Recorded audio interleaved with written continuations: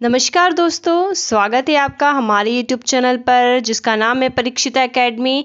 आज हम बात करने वाले हैं कृत्रिम बुद्धिमत्ता अर्थात आर्टिफिशियल इंटेलिजेंस के बारे में। कंप्यूटर का यह टॉपिक है और हमारी MPPSC की यूनिट 9 में प्री वाले सिलेबस में ये वाला टॉपिक दे के रखा है। एग्ज़ाम काफ़ी नज़दीक है तो हम इसके लिए फटाफट आपके लिए जो है ये वाला वीडियो लेकर आए हैं जिसमें हम कम समय में इससे संबंधित सारे फैक्ट आपको बताने की कोशिश करेंगे। अगर आप ये टॉपिक पढ़ चुके हैं तो चेक कर लीजिए क्या आप इनका आंसर दे पाने में सक्षम है। आगे बढ़ते हैं दोस्तों, और लेकिन आगे बढ़ने से पहले हमेशा की तरह आपसे कहना चाहेंगे कि अगर आप हमारे इस YouTube चैनल पर नए हैं तो हमारे चैनल को सब्सक्राइब करें, हमारे वीडियो को लाइक करें और शेयर करें। चलिए तो बिना टाइम वेस्ट करें हम बात करते हैं आर्टिफिशियल इंटेलिजेंस के बारे में। अब यहाँ पर वैसे हम हर एक पॉइंट को नहीं समझाएंगे क्योंकि हम जो है कम समय में फैक्ट बताने की कोशिश कर रहे हैं, लेकिन आपको पता होना चाहिए कि आर्टिफिशियल इंटेलिजेंस एक्चुअल में होता क्या है। तो यह कंप्यूटर की एक भाषा है जिसके अंतर्गत कंप्यूटर को मनुष्य की भांति व्यवहार करने योग्य बनाया जाता है। ठीक है, जिस प्रकार से मनुष्य बातें करता है। तो यह मशीन इसकी ऐसी क्षमता है जिसमें बुद्धिमान मानव के व्यवहार की नकल करता है। इसका उद्देश्य बुद्धिमान या इंटेलिजेंट मशीन बनाना है। चलिए, जो कि हम हार्डवेयर और सॉफ्टवेयर के माध्यम से बनाते हैं। चलिए तो अब हम स्टार्ट करते हैं और हमारे पहला क्वेश्चन को लेते हैं। फादर ऑफ आर्टिफिशियल इंटेलिजेंस किसे कहा जाता है? तो जॉन मैकार्थी को फादर ऑफ इंटेलिजेंस कहा जाता है।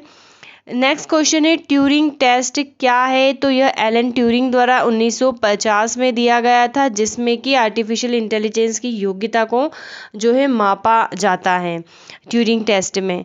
AI शब्द को परिभाषित किसने किया था? अब जहाँ पर भी हम AI लिखे तो समझ जाना हम बात कर रहे हैं आर्टिफिशियल इंटेलिजेंस के बारे में। तो ये भी दिया था जॉन मैकार्थी ने, राइट। चलिए नेक्स्ट क्वेश्चन देखते हैं।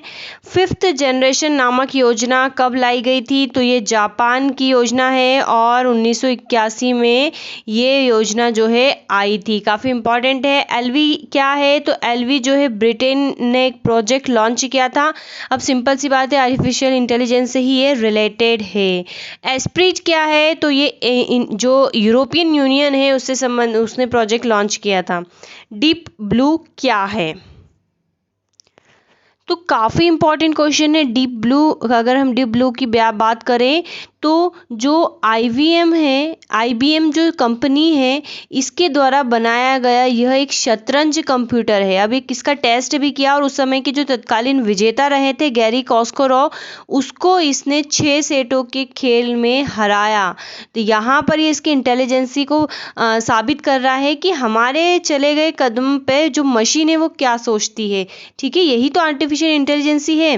तो डीप ब्लू क्या है? तो IBM कंपनी द्वारा बनाया गया एक शतरंज कंप्यूटर है जिसने तत्कालीन शतरंज के विजेता गैरी कैस्पारोव को शतरंज में 6 सेटों में हराया था। चलिए, सीरी क्या है? तो सीरी जो है artificial intelligence based voice assistance है जो कि एप्पल द्वारा बनाया गया था। काफ़ी इंपॉर्टेंट है, आपको याद रखना है यहाँ पर कि इसका संबंध एप्पल से है।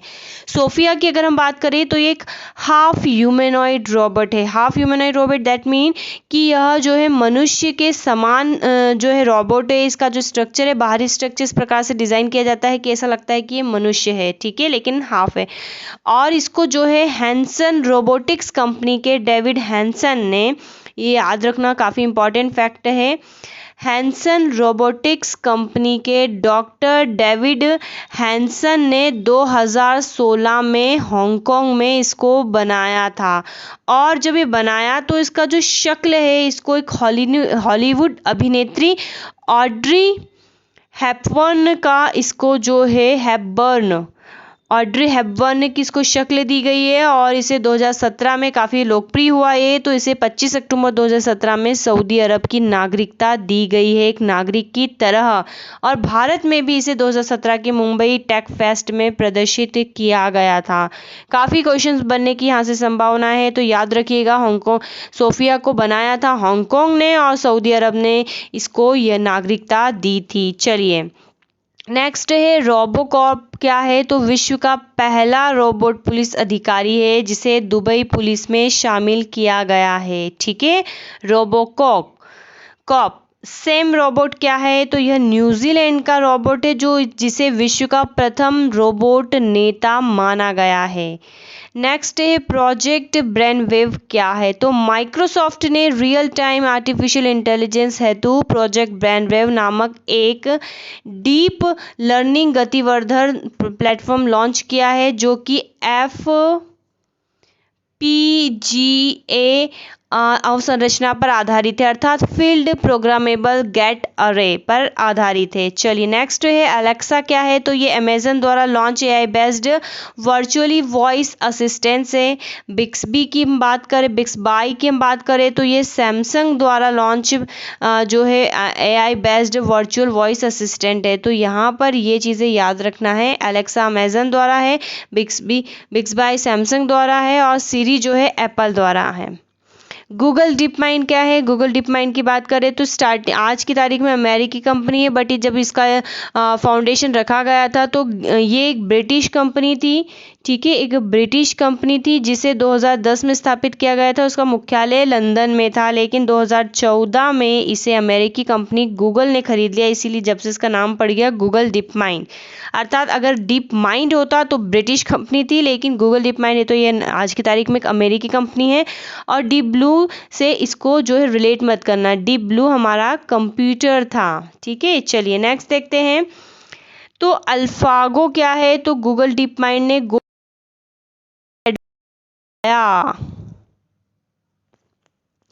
ठीक है, गूगल डीप माइंड कंपनी ने जो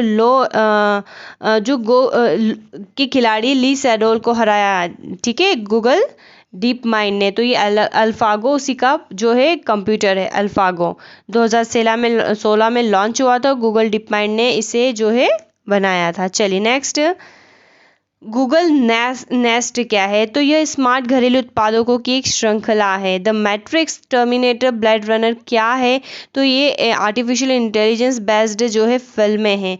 इसी प्रकार से आपको इको भी ध्यान रखना है। इको क्या है? तो ये अमेजन द्वारा लॉन्च किया गया था और यह आर्टिफिशियल इंटेलिजेंस का एक उदाहरण है। ठीक है, इको। चलिए, और ये भी बहुत इंपॉर्टेंट है, the matrix, terminator, blade runner. Association for the advance of artificial intelligence क्या है? AAAI। ठीक है, काफ़ी इंपॉर्टेंट ऑर्गेनाइजेशन है, association for the advance of artificial intelligence. तो यह जो है इसकी स्थापना जो हुई थी 1979 में हुई थी। इसका मुख्यालय जो है कैलिफोर्निया में है। पहले इसका कुछ और नाम था, लेकिन फाइनली 2007 में इसका नाम परिवर्तित करके association for the advance of intelligence artificial intelligence कर दिया गया। ठीक है, और इसका मुख्यालय हमें याद रखना है कैलिफोर्निया, अमेरिका में है। कार्य इसका क्या है? तो आर्टिफिशियल इंटेलिजेंस के अनुसंधान और जिम्मेदार उपयोग को बढ़ावा देने के लिए समर्पित है, अर्थात उसकी दिशा में काम करना। कॉग-एक्स क्या है? तो आर्टिफिशियल इंटेलिजेंस पर विश्व द्वारा आयोजित किया जाने वाला प्रमुख सम्मेलन है, आयोजन है, जिसको हम बोलते हैं कॉग-एक्स। हम सोच भी नहीं सकते अगर हम नहीं पढ़ेंगे कि कॉग-एक्स को हम किस प्रकार से कनेक्ट करें।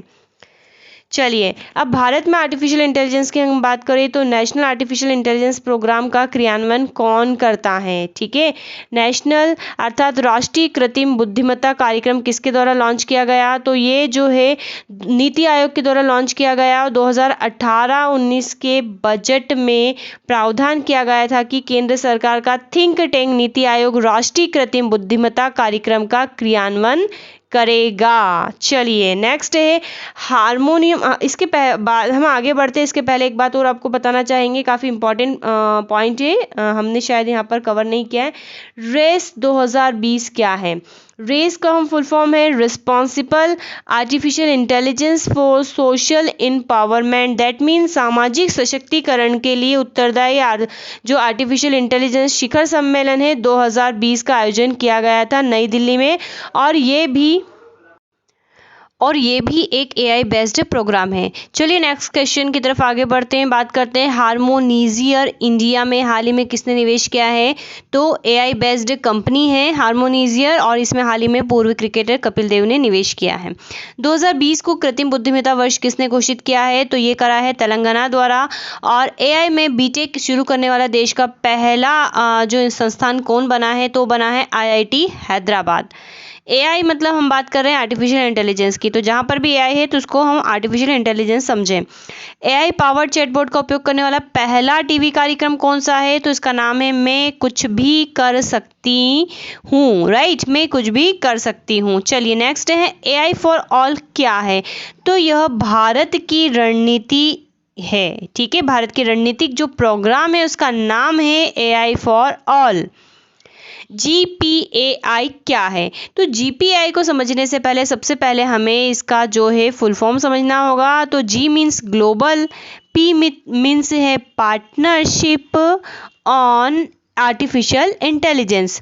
तो यह जो है वैश्विक एक समूह है, ग्रुप है, जो कि एआई के बारे में जो है सोचता है, उसके बारे में काम करता है। इसके संस्थापक सदस्य थे कुछ ऑस्ट्रेलिया, कनाडा और फ्रांस, और बाद में इसमें कई सदस्य देश जुड़े। तो हम यहाँ पर इसकी बात इसलिए कर रहे हैं क्योंकि भारत भी जो है 2020 में इसका सदस्य बना है, ठीक है, भारत भी 2020 में इसका सदस्य बना है, इसलिए हम यहाँ पर इसकी चर्चा कर रहे हैं। तो कृत्रिम बुद्धिमत्ता पर वैश्विक साझेदारी का एक समूह है जिसमें भारत भी शामिल है। चलिए नेक्स्ट है एरावत क्या है? एरावत का नाम हम जब सुनते हैं तो हमारे दिमाग में हाथी आता है। जब क्वेश्चन आ जाए 4 ऑप्शन रहे तो हमें काफ़ी कन्फ्यूज़न रहेगा। तो अगर हम इसकी बात करें तो एरावत जो है केंद्रीय बजट में इसकी घोषणा की गई थी। जब 2018-19 का केंद्रीय बजट पेश किया गया था तब इसकी घोषणा की गई थी। और भारत सरकार का जो थिंक टैंक है नीति आयोग ने भारत का पहला एआई विशिष्ट क्लाउड कंप्यूटिंग इंफ्रास्ट्रक्चर स्थापित करने हेतु दृष्टिकोण पत्र तैयार किया था जिसका नाम रखा एरावत। अर्थात ये क्या है? एआई से संबंधित है, अर्थात आर्टिफिशियल इंटेलिजेंस से संबंधित है और एक दृष्टिकोण पत्र है एरावत, तो याद रखिएगा। नेक्स्ट है व्योममुद्रा की हम बात करें तो लास्ट ईयर पीएससी ने यहाँ से क्वेश्चन पूछा था। तो इसरो द्वारा निर्मित ये जो है एक ह्यूमनॉइड रोबोट है जो कि मानव समान दिखता है और मानव युक्त गगनयान मिशन जो 2022 में हुआ था तब इसको लॉन्च किया गया था। व्योममित्र संस्कृत भाषा के 2 शब्दों से बना है, व्योम और मित्र, जिसका अर्थ होता है अंतरिक्ष और मित्र, तो आपको याद रखना है। चलिए नेक्स्ट क्वेश्चन देखते हैं, ट्रैफिक रोबोट सिस्टम क्या है? तो हमने सभी ने देखा है इंदौर में जो लोग रहते हैं वहाँ पर तो चौराहे पर एक ट्रैफिक मैन की प्लेस पर एक रोबोट है जो कि आने जाने के लिए निर्देश देता है और उसकी जो सामने उसकी बॉडी पर एक डिस्प्ले यूनिट है जिसमें कि सेकंड में जो है टाइम चलता है, तो इससे रोड क्रॉस किया जाता है। तो भारत का इसी प्रकार नेक्स्ट है भारत का पहला बैंकिंग रोबोट क्या है? तो भारत का पहला बैंकिंग रोबोट जो है उसका नाम है लक्ष्मी। और लक्ष्मी की बात करें तो ये कहाँ पर है? तो कुंभकोणम तमिलनाडु के सिटी यूनियन बैंक का नाम भी हमें याद रखना है। सिटी यूनियन बैंक में इसको 2016 में लॉन्च किया गया था और यह एक जो है आर्टिफिशियल इंटेलिजेंस युक्त रोबोट है जो अंग्रेजी में जो है बातचीत कर सकता है और जो ग्राहक या ब्याज दर या खाते से संबंधित लगभग 125 से अधिक विषयों से जुड़े सवालों का ये जवाब दे सकता है। तो लक्ष्मी का नाम हमें याद रखना है, 2016 में लॉन्च हुआ था सिटी यूनियन बैंक और कुंभकोणम तमिलनाडु। नेक्स्ट की अगर हम बात करें इंडियन रेलवे द्वारा बातचीत सक्षम चैटबॉट क्या है? तो उसका नाम है आस्क दिशा। कायरो क्या है? CAIRO या कायर कहीं कहीं पे हो सकता है CAIR लिया हो, तो सबसे पहले इसका फुल फॉर्म देखते हैं। तो C मीन्स है central for artificial intelligence and robotics organisation. तो इसका जो फाउंडेशन हुआ था, स्टोन रखा गया था वो 1986 में रखा गया था, अर्थात इसकी स्थापना 1986 की है। हेडक्वार्टर इसका बेंगलुरु में है और यह DRDO की एक प्रयोगशाला है। चलिए रोबोसेन क्या है? तो यह एक मोबाइल रोबोट प्रणाली है जो सशस्त्र बलों, अर्धसैनिक बलों और पुलिस हेतु गश्ती, टो तथा सर्विलांस कार्य करता है। यह ऑटोमेटिक रूप से कार्य करते हुए बाधाओं को नज़रअंदाज करते हुए वीडियो फीडबैक दे सकता है, तो काफ़ी इंपॉर्टेंट है। चेक ड्राफ्ट प्रोग्राम निर्मित क्या है? तो ये क्रिस्टोफर स्ट्रेची द्वारा निर्मित किया गया था। चलिए अब आगे बढ़ते हैं, बात करते हैं लिस्प, प्रोलॉग, पाइथन क्या है? तो ये जो है एआई की एक भाषा है। लिस्प मतलब तो जो इसको फुल फॉर्म है वो है list processor, right, list processor. तो इसका LIS और P लिस्प जो है आर्टिफिशियल इंटेलिजेंस की एक भाषा है। चलिए नेक्स्ट देखते हैं, सामाजिक सशक्तिकरण हेतु उत्तरदायी कृत्रिम बुद्धिमत्ता शिखर सम्मेलन 2020 का आयोजन हुआ था। कहाँ हुआ था? तो नई दिल्ली में हुआ था और ये वही प्रोग्राम है जिसकी चर्चा हमने आगे की थी, जिसको हमने रेस कहा था। चलिए, लिस्प भाषा विकसित किसने की थी? तो जॉन मैकार्थी ने इस भाषा को विकसित किया था। पाइथन, जावा, जूलिया, प्रोलोग, लिस्प क्या है? तो यह जो है आर्टिफिशियल इंटेलिजेंस से संबंधित भाषाएं हैं। एआई यूनिवर्सिटी की स्थापना, तो संयुक्त अरब अमीरात जो है आर्टिफिशियल इंटेलिजेंस की यूनिट की जो है यूनिवर्सिटी की स्थापना करने वाला है। एआई में पीजी प्रोग्राम प्रारंभ करने वाला पहला विश्वविद्यालय भारत के एस्पेक्ट में बात करें तो दिल्ली यूनिवर्सिटी। गूगल मैप कब प्रारंभ किया गया था? तो 2005 में गूगल मैप प्रारंभ किया गया था। और सीबीएसई किस कंपनी के साथ मिलकर छात्रों को एआई के बारे में जानकारी देगा? तो वो है इंटेल। आइंको का पूरा नाम क्या है? तो आइंको की हम बात करें तो artificial intelligence technology for net centric operations, इसका फुल फॉर्म है। क्रीडा की बात करें तो knowledge resources and intelligence decision analysis, जो एक क्रीडा का फुल फॉर्म है। अब हम बात करते हैं कमज़ोर एआई क्या है। तो कमज़ोर एआई की जो बात है, कार्य क्षमता के आधार पर जो एआई है उसको दो भागों में बांटा गया है। एक होता है कमज़ोर एआई और एक होता है पावरफुल या शक्तिशाली एआई।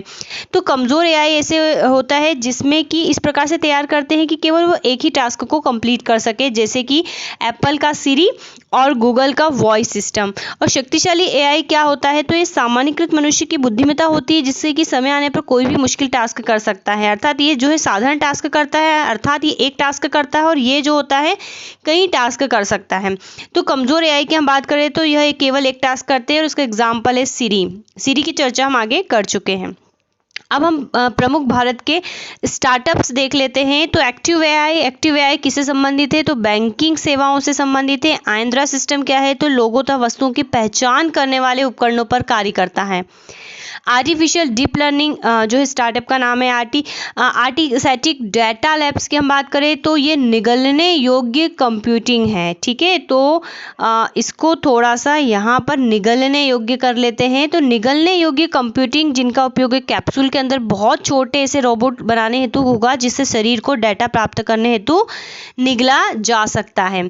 चलिए नेक्स्ट हम देखते हैं आर्या.ai क्या है? तो न्यूरल नेटवर्क है जो कार्यों में मानव मस्तिष्क के समान होगा। न्यूरल से ही समझ में आ रहा है। जून 2015 में सिलिकॉन वैली फोरम में आर्य को अगली पीढ़ी के शीर्ष 4 तकनीकी स्टार्टअप के रूप में शामिल किया गया है। फ्लूइड एआई की हम बात करें तो चेहरे की पहचान, बैंकिंग और वित्त फाइनेंस तथा सरकारी क्षेत्रों हेतु समस्या समाधान करेगा। मॉर्फ एआई की हम बात करें तो मार्केटिंग तथा ग्राहक सेवाओं हेतु है। और सिक टूबल की हम बात करें तो चिकित्सीय निदान में मेडिकल डाटा का एआई संचालित दृश्य विश्लेषण में जो है इसका यूज़ किया जाएगा। तो ये भारत के प्रमुख स्टार्टअप प्रोग्राम्स थे। आई होप आपके लिए हमारा वीडियो जो है काफ़ी हेल्पफुल साबित होगा, जिसमें हमने कम समय में एआई से संबंधित सारे फैक्टर कवर किए। सो फ्रेंड्स, अगर ऐसा कुछ है तो please subscribe our channel, like and share. Thanks for watching and have a nice day.